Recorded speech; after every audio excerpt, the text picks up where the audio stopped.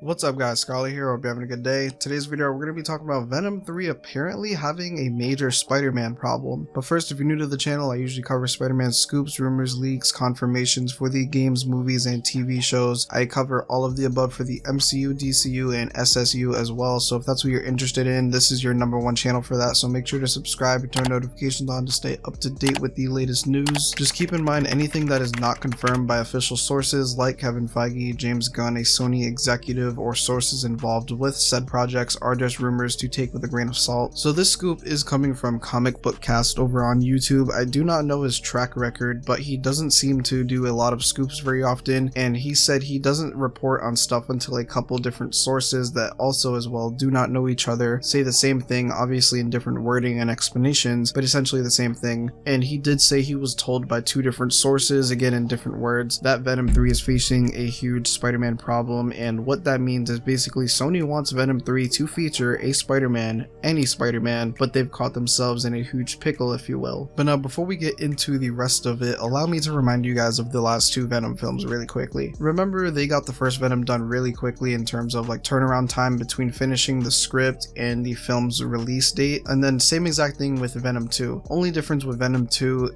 the exception that slowed the film down, was the pandemic, but otherwise both films were done really quickly. Venom 2 came out how long ago? Like years ago, and then right after, not too long ago I think, or no, maybe it was a long time ago, I don't really remember like the exact date, but I think it was, I'm pretty sure it was a while ago. We got a Venom 3 announcement like a long time ago, but they haven't started production yet. There's been like no progression with Venom 3 since announcement, or barely any, besides like the script, and that's because of this. Sony wants a Spider-Man in Venom 3, and the problems that they're having with this aren't even due to like a Marvel and Disney deal Sony has. They have that solved and figured out. The issue is, who will they cast for Spider-Man? So now you may be saying, oh, Andrew Garfield, or maybe Tom Holland, or Tobey, or I don't know, maybe a new Spider-Man. Now this is the problem. There's problems with all four of those options, and it's kind of crazy, but I'll explain all the problems in a second.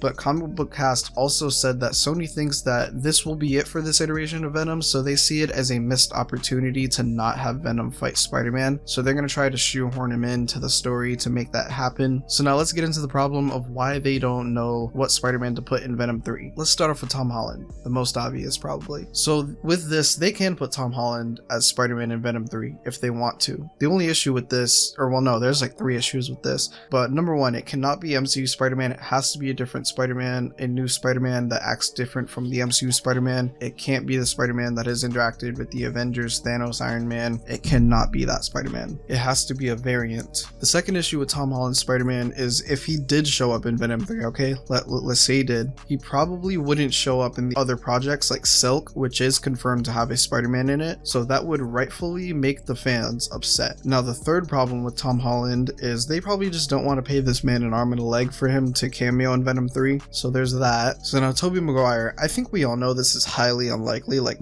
this is like the least likely Spider-Man to appear in there, just because, and if anything, we all want a Spider-Man 4, which we also know is highly unlikely because of how Sony's brain works. But Tobey has already fought Venom, so he knows exactly how to defeat him. He already did it, so there's kind of no dice there. Now we move on to Andrew Garfield, and this is in the middle of like highly unlikely and like just unlikely due to Andrew's bad blood he has with Sony and their past with TASM 1 and 2. Unless they have solved that, which who knows, but it doesn't seem like they have. Sony would have to give Andrew Garfield a huge bag of money and give him creative control for him to return. And if they won't give Tom an arm and a leg for Venom 3, they aren't going to do it for Andrew Garfield. But as well, they also aren't going to give him creative control either, so that's most likely out of the window. Or unless they involve Kevin Feige with the project, because Andrew did say he will do anything that involves Kevin Feige. But with that, other than that, no Andrew. So now let's say they cast a new Spider-Man. The problem with this is, who the fuck is that guy? We do not know him. We have no personal connection to this new Spider-Man. Why should we care? So Sony, like I said, definitely has got themselves in a pickle, if you will. I mean, what can they do? It sounds like they have only 2 options. Introduce a new Spider-Man, wait for the backlash to die down,